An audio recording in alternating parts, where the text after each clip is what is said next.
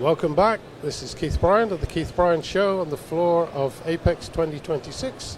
And I'm here with Brian Duffey from Keiron, and we're going to talk about how this disruptive technology is finding its feet and running very fast already in the US, and anything else that we find we want to talk about. So, Okay.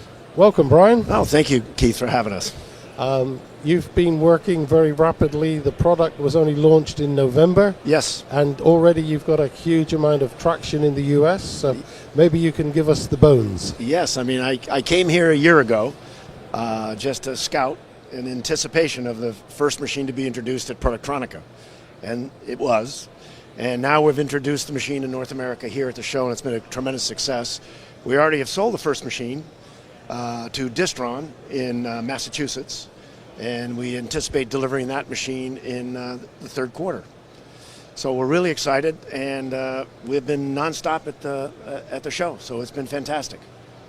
Yeah, and I gather you're also setting up a distribution network to get the message out there as well as you can through the whole of the country. Yes, it's something I did 30 years ago, and I'm prepared to do it again.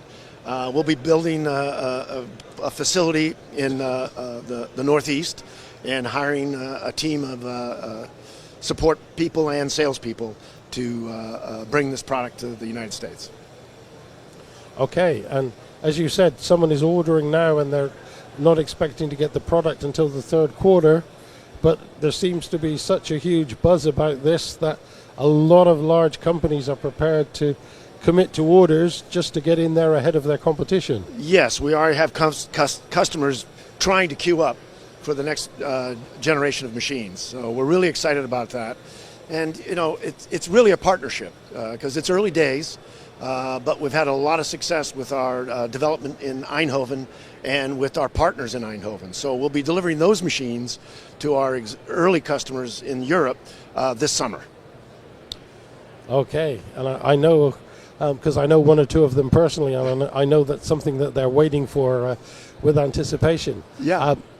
Maybe you could just give us the bare bones of why you think it's being so successful so quickly. Yeah, here's the interesting thing. The lift technology, which is the basis for the development, is laser-induced forward transfer. And what we're doing is we're basically taking solder paste and applying it to the printed circuit board without stencils. So we're not dispensing, we're not jetting. It's a whole brand new technology that really excites the potential users because they understand the potential for the limitation of stencils ultimately as boards get more complex and product and get smaller and devices get smaller. So that's what we're seeing. We're looking at very complex high mix boards with medium to low volume with very complex products. So aerospace, military, defense, medical, all of the areas that are under pressure to increase their volumes and their quality. All of the above, the above, including the contractors that are supporting these entities. They're also partnering with us. So Distron is a contractor, but they do a lot of military. And the other nice thing about it, because of its military and commercial, we can handle any kind of solder paste. So I know a lot of the military companies want to use lead, and a lot of other companies are doing no clean or no solder, no lead, but we can do any of them. Yeah, and a lot of them for their customers, they basically go through a long qualification process for a specific product. Exactly. And if you have to change it like you had to with dispensing, where you had to have a different metal content and different activators, then suddenly your customer says, oh, this is not approved. Yeah, no, what we anticipate, and we've worked with our customers in Europe, is about a 5 to 7 day qualification for their solder paste, because all the chemistries are a little different. So it may change some of the parameters for the machine, but it isn't a very difficult. We haven't found anything that restricts us from doing different solders. Yeah. And obviously, once the solder's approved, it doesn't have to be reapproved by a different customer. No. Yeah. And we're working with all the major solder paste vendors, and you know them. Yeah. And we're having a lot of success. So it's really been an exciting show. I mean, we've been nonstop. And and it's only day one. Yeah, and I was afraid I was going to be late here, but thanks for coming over and getting me. No problem.